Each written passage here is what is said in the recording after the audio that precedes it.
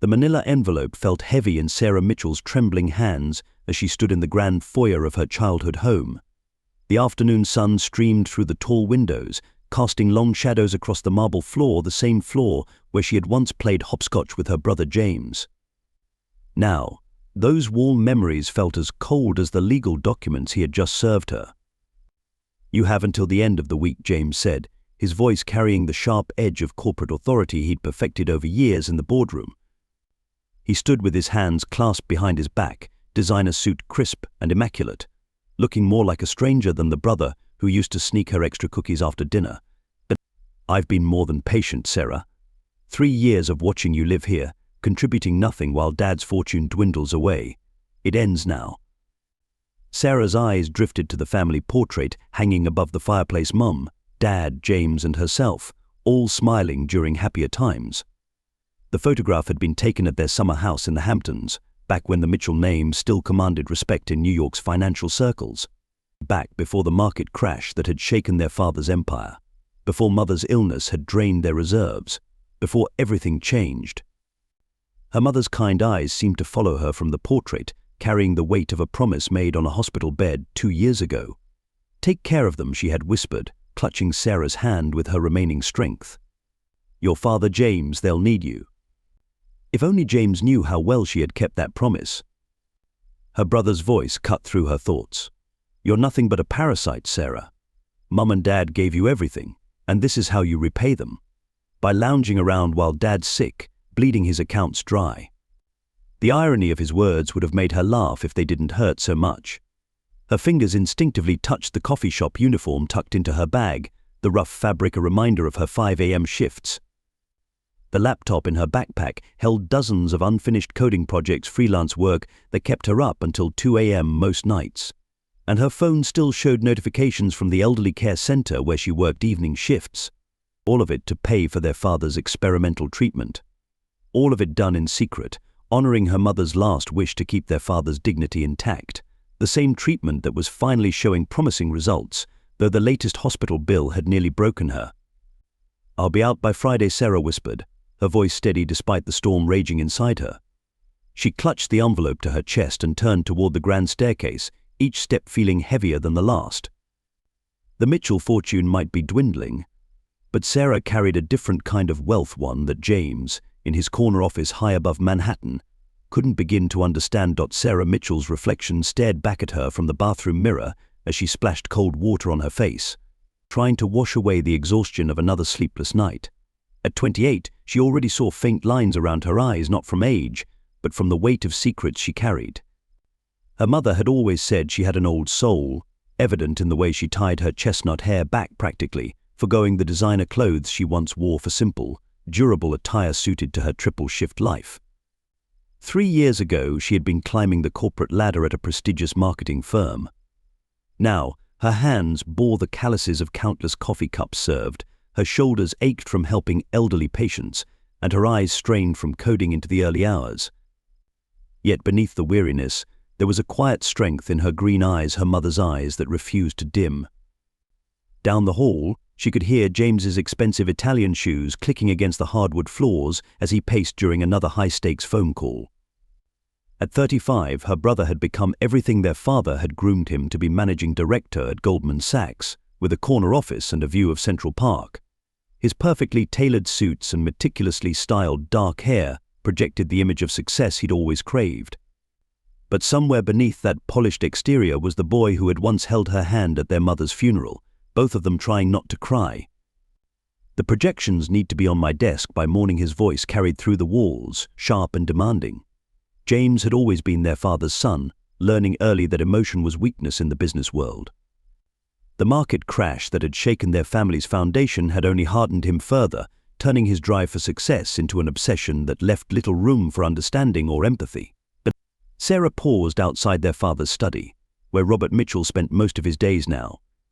Through the crack in the door, she could see him sitting in his leather chair, silver hair catching the morning light.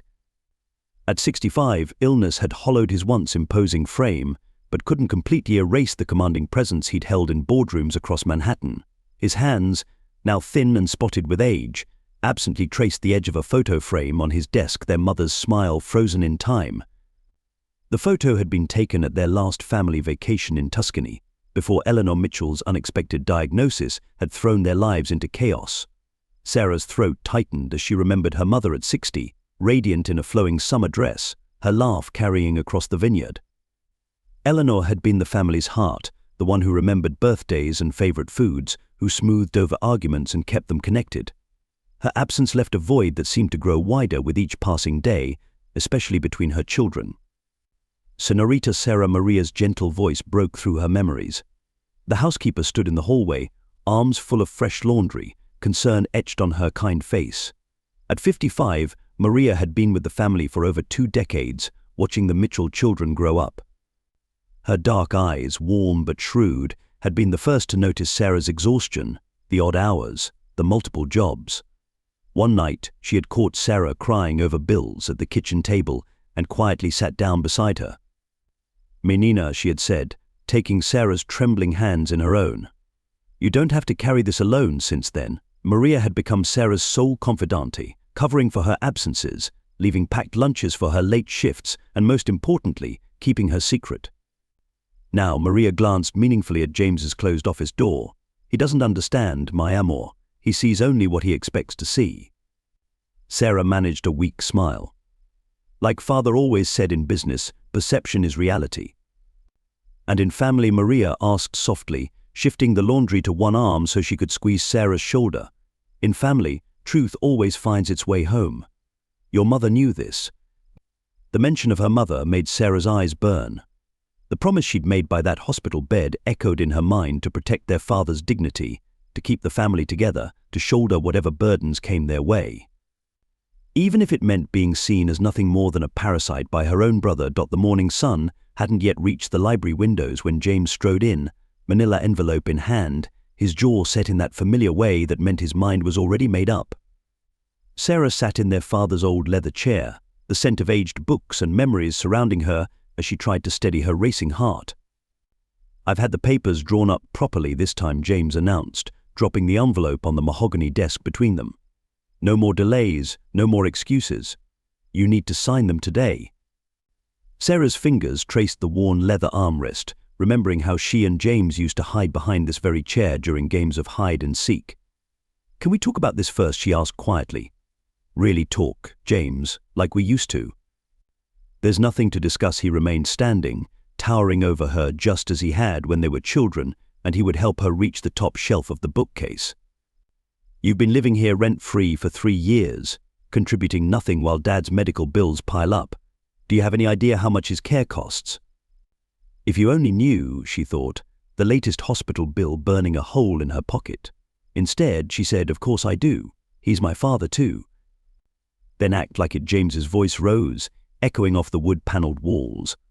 "While I'm working 60-hour weeks trying to keep what's left of his company afloat, you're here doing what exactly? Sleeping until noon. Browsing Netflix. Living off what's left of Mum's trust fund." The memory hit her like a physical blow. Their mother's voice, weak but determined in her hospital room. "Promise me you'll keep the truth from them, Sarah. Your father's pride. It's all he has left." James wouldn't understand.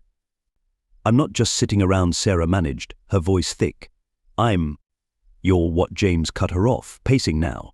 "Because from where I stand, you're exactly what Peterson from legal called you, a parasite draining what's left of this family's resources." The word struck deeper than James could know, but it wasn't the first time she'd heard it.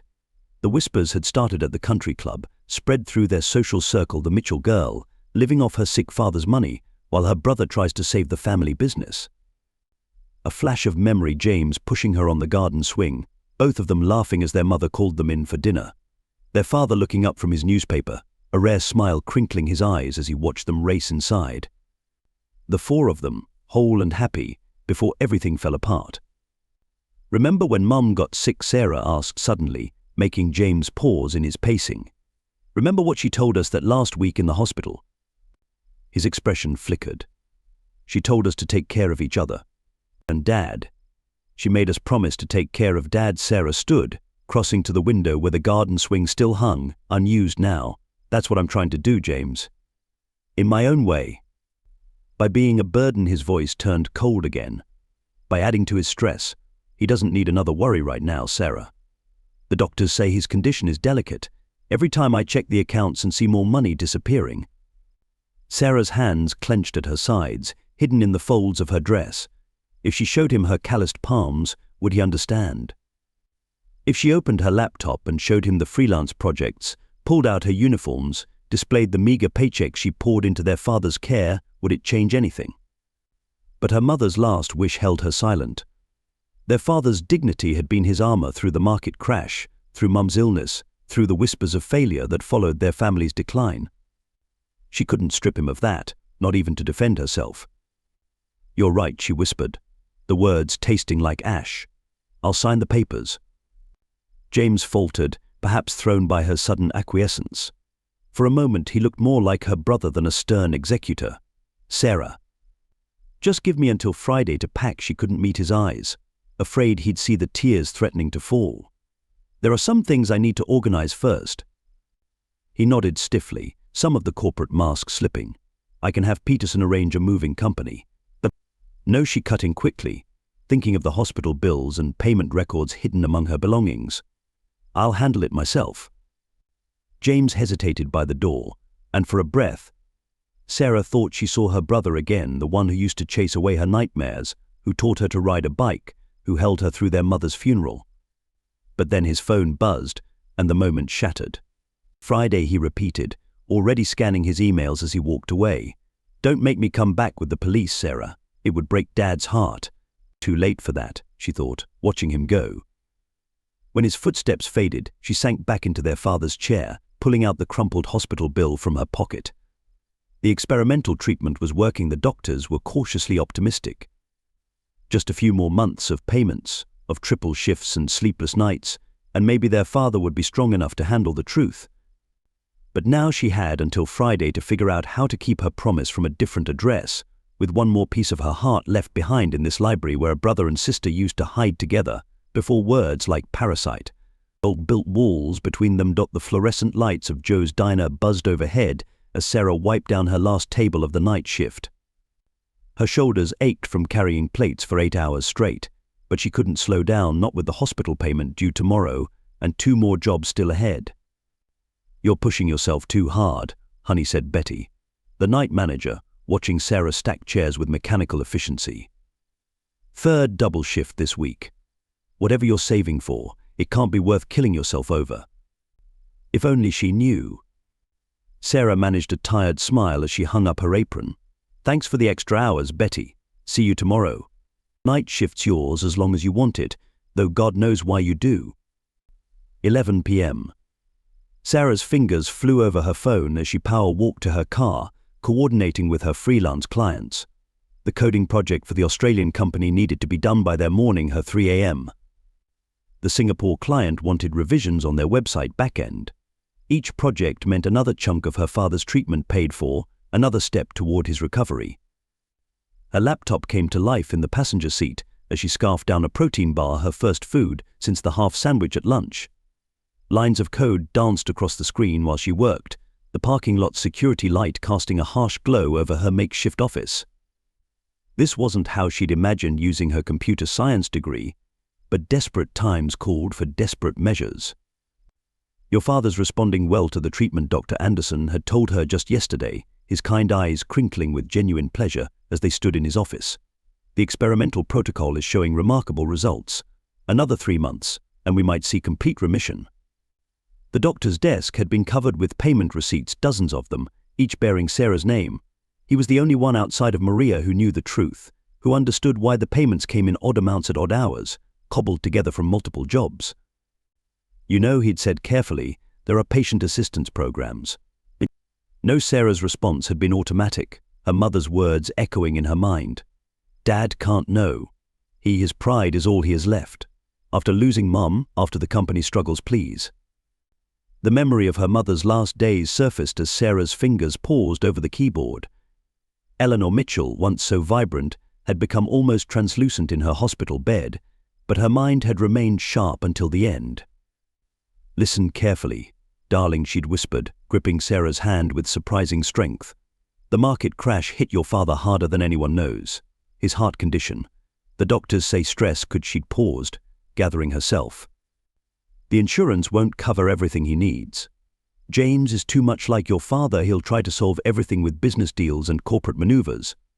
But your father needs peace now, not more stress about money or failing companies. Sarah had leaned closer, her tears falling onto their clasped hands. The experimental treatment at St. Mary's, her mother continued. Dr. Anderson says it's promising. Your father's too proud to accept charity, and if he knows the financial situation, promise me you'll find a way. Promise me you'll protect him.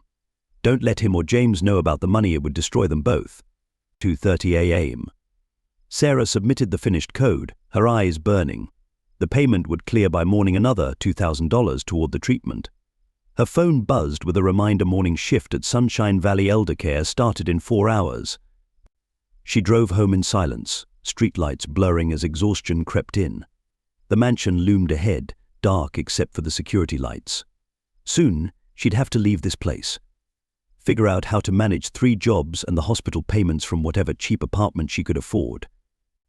Inside, she crept past James's room. He was staying over to finalize the eviction details. The sound of his gentle snoring transported her back to childhood, to thunderstorms when she'd sneak into his room for comfort. How had they drifted so far apart? Her father's medical files lay hidden in her room, tucked beneath her mattress along with the payment schedules and receipts. Sarah pulled them out, updating her meticulous records. The numbers blurred. $4,000 from coding this month, $2,800 from waitressing, $3,200 from elder care. Almost enough. Never quite enough. A soft knock startled her. Maria stood in the doorway, a cup of chamomile tea in her weathered hands. "My Nina," she whispered, setting down the tea and sitting beside Sarah on the bed. "You cannot keep going like this." Sarah's carefully constructed walls crumbled.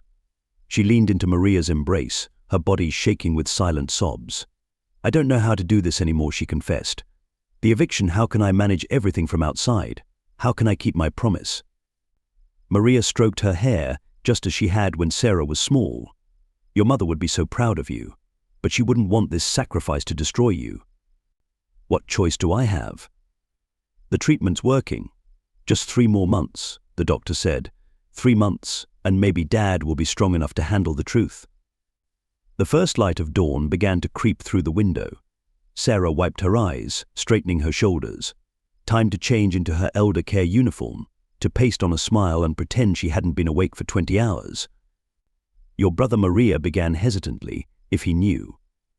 "He can't." Sarah's voice was firm despite her exhaustion. "You saw how he reacted to the company's struggles. He's already working himself to death trying to fix that. If he knew about Dad's real condition, about the money." She shook her head. Mum was right. It would break him. She stood, gathering her uniform and trying to ignore how the room spun slightly. 3 jobs. 3 more months. She could do this. She had to. Sarah Maria's voice stopped her at the door. "Your mother wanted you to protect them. But who is protecting you?" Sarah didn't answer. The weight of her promise, of her father's medical bills, of James's contempt, and her mother's last wishes, pressed down on her shoulders as she headed to the bathroom to prepare for another endless day. In the mirror, her mother's eyes stared back at her, seeming to ask if this was really what she'd meant by taking care of the family. But it was too late for doubts. The sun was rising, and with it, another day of secrets to keep, bills to pay, and a promise to honor, no matter the cost to herself. The studio apartment was barely big enough for a bed and a desk, but it was all Sarah could afford while keeping up with her father's medical payments. Boxes of her belongings sat unopened against the wall. She had no time to unpack between shifts. Her laptop glowed in the dark, another coding project due before her morning waitressing shift. She hadn't told anyone at the hospital her new address. It was easier that way, making her payments in person, slipping in and out between her jobs. But fate had other plans. James stood at the nurse's station, holding a stack of payment receipts, when Sarah arrived for her weekly visit to the billing department. Their eyes met across the sterile hospital corridor, and the papers trembled in his hands. "What is this?" His voice was barely a whisper. "Sarah, what the hell is this?" She felt the blood drain from her face. "James, I can explain." "Explain." He thrust the papers toward her. Explain why there are thousands of dollars in payment receipts with your name on them. Explain why the billing office says you've been making weekly payments for Dad's experimental treatment. Treatment I didn't even know he was receiving. Before Sarah could respond, Dr. Anderson emerged from a nearby room. His eyes widened at the scene before him. "Mr. Mitchell, perhaps we should discuss this in my office." "How long?" James demanded, turning to the doctor. "How long has my sister been paying for Dad's treatment?" Dr. Anderson looked at Sarah, who gave him a slight nod. The truth was already unraveling. There was no point in hiding anymore. 3 years, the doctor said quietly, "since your mother passed away." James staggered back as if struck. "That's impossible. She doesn't have that kind of money." Unless his eyes narrowed. The trust fund was drained by Mum's medical bills. Sarah finished. "I've been working 3 jobs, waitressing, elder care, freelance coding. Every penny goes to Dad's treatment." The receipt in James's hand crumpled as his fist clenched. "Why didn't you tell me?" "Mum made me promise." The words came out in a rush now, years of secrets spilling over. She knew Dad's condition was worse than he let on. Knew the insurance wouldn't cover the experimental treatment. She made me promise to protect his dignity, to keep it quiet. Protect his dignity, James's voice rose. "By killing yourself working 3 jobs. By letting me think you were." He broke off, the word parasite hanging unspoken between them. A nurse appeared in the doorway. "Mr. Mitchell, your father's asking for you both." They found their father awake, looking smaller than ever in his hospital bed, but with more color in his cheeks than he'd had in years. The experimental treatment was working. Sarah could see it in his clearer eyes, his steadier hands. "Dad," James started, but their father raised a hand. "Maria told me everything," he said softly. "She couldn't bear it anymore, watching Sarah destroy herself trying to protect my pride." Sarah sank into the chair beside his bed, her legs no longer able to support her. "I'm sorry," she whispered. "I wanted to tell you both, but Mum said." "Your mother," their father's voice cracked, "was trying to protect me, just like you have been. But she never meant for you to carry this burden alone." James stood at the foot of the bed, still clutching the receipts. "All those times I called you lazy, accused you of taking advantage." His voice broke. "While you were working 3 jobs to save Dad's life. Sarah, how can you ever forgive me?" "You didn't know," Sarah said, but the tears she'd held back for 3 years finally broke free. "You couldn't have known." James moved then, pulling his sister into a fierce embrace. She felt his tears on her shoulder as he whispered, "I'm so sorry. I'm so sorry." Their father watched them, his own eyes glistening.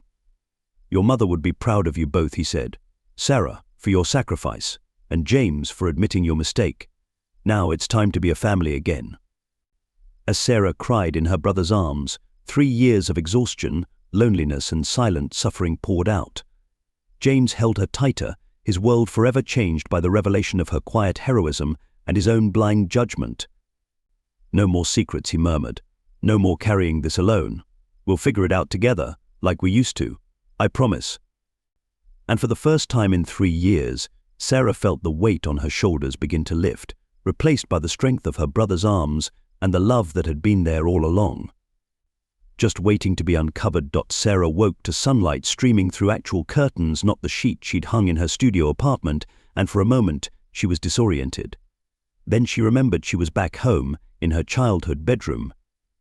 The sound of dishes clinking downstairs and quiet conversation drifted up through the floorboards.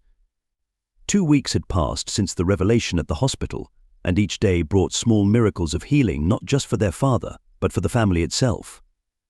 She found James in the kitchen, his suit jacket draped over a chair, sleeves rolled up as he helped Maria prepare breakfast.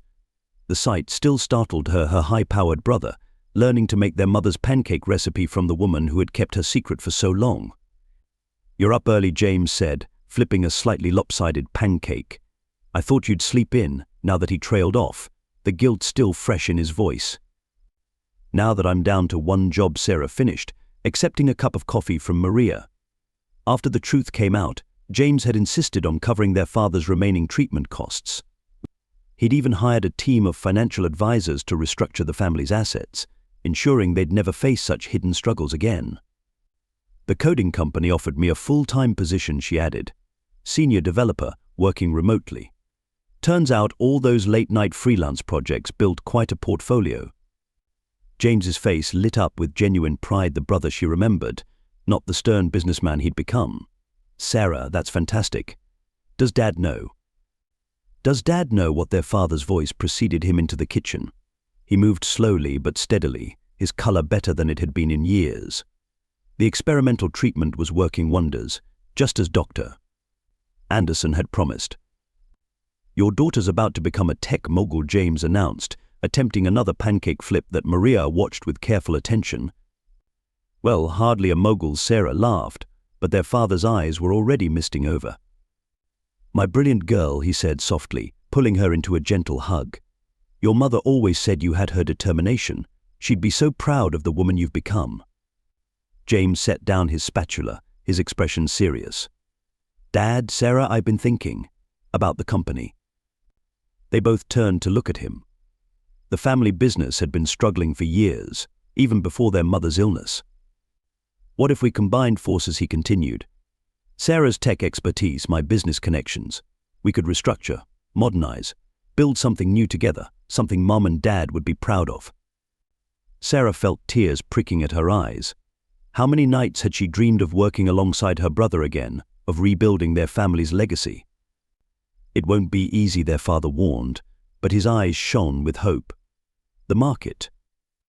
The market can't possibly be tougher than working 3 jobs while keeping it secret from your stupidly judgmental brother, James interrupted, his self-deprecating smile taking the sting from the words.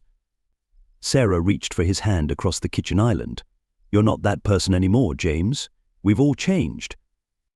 Maria, who had been quietly observing, spoke up. Your mama used to say, family is like a mirror. Sometimes you don't like what you see, but it always shows you the truth. And sometimes, their father added, wrapping an arm around each of his children, it takes nearly losing everything to appreciate what you have. The morning sun filled the kitchen with golden light, not unlike that day James had served Sarah the eviction notice. But now, instead of shadows and secrets, there was only truth, forgiveness, and the promise of a new beginning. So James said, attempting to salvage his burning pancake while Maria shook her head fondly, partners. Sarah looked around the kitchen at Maria's knowing smile, her father's proud eyes, her brother's extended hand, and felt the last walls around her heart crumble. Partners, she agreed, taking his hand. But I'm handling the technology division. Your coding skills are about as good as your pancake flipping. Their laughter echoed through the house, chasing away the last shadows of misunderstanding and judgment, replacing them with the warmth of a family rebuilt on truth, forgiveness, and the unshakable foundation of love. 1 year later. The garden was alive with laughter and music, strings of lights twinkling in the early evening air. The old swing, newly restored, swayed gently in the summer breeze as family and friends gathered to celebrate not 1, but 3 milestones: Mitchell Technologies' successful first year, Sarah's promotion to CTO, and most importantly, their father's clean bill of health. Jane stood at the makeshift podium, actually the antique garden table their mother had loved, his tie loosened and a genuine smile replacing his once perpetual serious expression. A year ago, he began, his voice carrying across the lawn, I thought I knew everything about business, about family, about what success meant. I've never been happier to be proven wrong. Sarah watched from her seat beside their father, who looked years younger, his face relaxed and happy as he surveyed his family's transformation. The experimental treatment had worked better than anyone had hoped, but the real medicine, Dr. Anderson had noted, was the healing of the family itself. To my sister, James raised his glass, emotion making his voice rough, who taught me that true strength isn't measured by the size of your office, but by the size of your heart.